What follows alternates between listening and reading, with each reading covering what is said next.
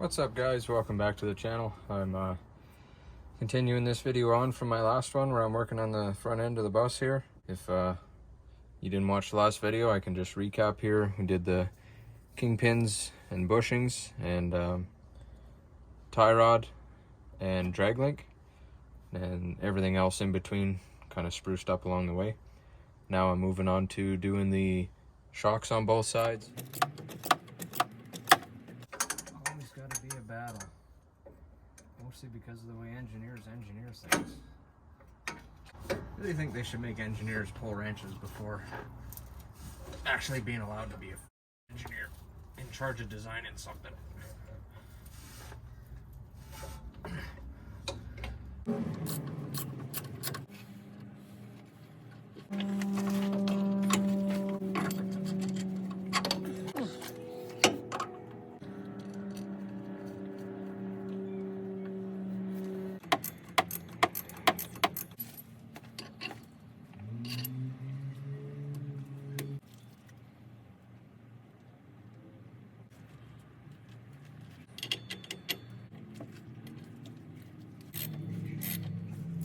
Well, I'll save you from having to watch the driver's side since it'll be exactly the same as this.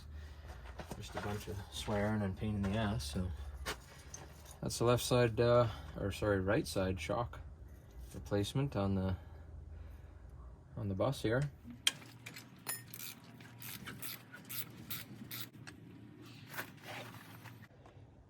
Well, all I was trying to show there was how you could use the pipe wrench instead of screwing around with smaller tools. Just if it's an old shock, grab a hold of a pipe wrench and just yard it out of there. It's much easier.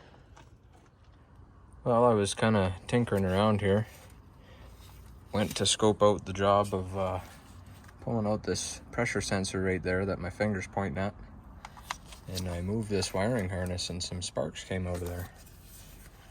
So I'm gonna go ahead and say that that metal's been running through for quite some time. Pretty bad. I'd say that may or may not be why they sold this bus to me. Probably had some ongoing electrical issues. Well, we're gonna dig into that and find out exactly what's going on there. Well, as it turns out, it looks like that was not really much of a big deal. It nicked a little bit of this white wire. Not too terrible.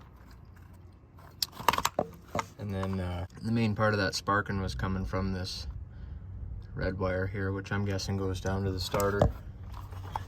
So a little bit of sparky tape should fix that up. We'll put it back into this harness, get a new clamp for it, and hopefully situate it a bit better, and should be good to go. Well, I've gone in now, taped up those two wires that were shorted out on that bracket, and replaced the bracket with a new one and put a little extra tape just for good feeling, and replace that oil pressure sensor to see if I could get oil pressure to come up on the gauge, and we still got nothing. The engine runs, so being that this is a Huey, there has to be oil pressure, so I have to try to figure out what's going wrong there. There's another pressure sensor here which I have on order coming to me soon. I'm going to change that one out as well and see if that does the trick. If not, I'm going to have to dig through some schematics and paperwork and find out what's going on there. Alright, so here's where I'm at with the old oil pressure issue. I pulled the split loom off of this wire to have a look and see if I could see any damage like I did with the other wiring harness. And you can see this one wire here is pulled out a little bit, and there's these two connectors are all the way up to the face, and this one is sunk down in there, so that's exactly why we're getting an open circuit there. I'm gonna try and get that fixed up properly, plug it back in, and see what happens. Okay, so I got the wire put back into that connector and plugged it in. And I came inside and I used this scan gauge to clear the codes, which that was unsuccessful. So I was looking online and I found out that there's a way to clear the codes manually. That is by underneath here, underneath the dash, right where the 9-pin connector is, on the back side, there's that engine diagnostic button right there. So what a guy does, or a gal, is you push in that button with the key off, and you hold it, turn the key on, hit the throttle 3 times quickly, keep holding that button, shut the key off, release the button, wait 30 seconds, and see if the engine code clears up. So I did that. And what I got was key on, and she fired up. 45 PSI oil pressure. Gauge works. 54. Good to go. So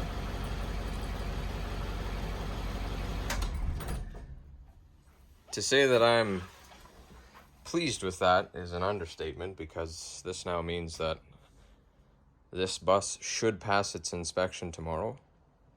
And with that being said, there should be no reason why I can't get plates on it and go on my camping trip. So, pretty excited. The bus is really rough going down the road, I'll say. It is really rough. I'm not sure if they're going to say something about these couches, like the couch is not secure.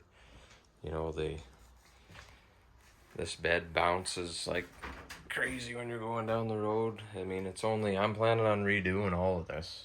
So this is just a kind of a test run to see how all this goes. And yeah, so that fixed the problem. Just a little bit of a wiring issue. Sometimes it's good to just really inspect on things before you go jumping to conclusions, which is what I did. I replaced that sensor. You know, I've had that plug out of there a few times without even noticing that wire was sticking out like that. So always good to give your wiring harnesses a good check over if you're having some electrical issues or sensor issues like that. So anyways, that's going to do it for this one. I'm going to go ahead and change a few more things so that I know it'll pass, like just wiper blades and stuff. You guys don't need to see that. So thanks for tuning in, and we'll see what the next video has in store. Alright, so here we are on inspection day after getting the engine oil